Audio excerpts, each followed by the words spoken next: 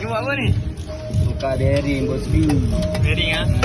Bearing kenapa? Kenapa nak kena tukar bearing? Pas speed sensor dia problem. Oh, speed sensor problem. Bukan sebab berkarat. Speed sensor problem. Kita tukar satu ni terus. Nampak? SPJ bearing. Dah buka. Sebelah sana pun kita buat benda sama. Abang dengan speed. So speed sensor, kita buat speed sensor. At least kita pakai sama lagi lah. Tak ada apa masalah pun sistem brake. Kita pasang bearing disebabkan speed sensor rosak. Kita pun ada buat alternator juga kereta ni sebabkan masalah charging system lah Rabi. Ya. So macam mana? Senang ke susah? Susah. Susah lah. Susah juga. So memang charging system problem. Kita boleh detect guna dua cara lah. Pakai battery scanner auto ataupun scanner Scanner lah Rabi. Ya. Backfire 2012 geng. Memang common problem lah.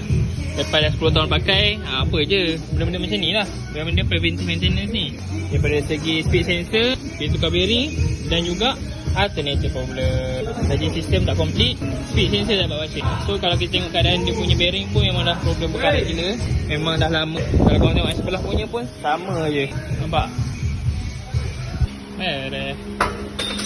Benda kereta ni tak ada buat apa dah. Speed sensor, tukar bearing, lepas tu Rabi tukar alternator. So tu je lah untuk video kali ni. Dia boleh kalau suka lah. Kalau suka tolong like, follow, komen dan share. Jumpa lagi next video. Bye. Assalamualaikum. Umpam.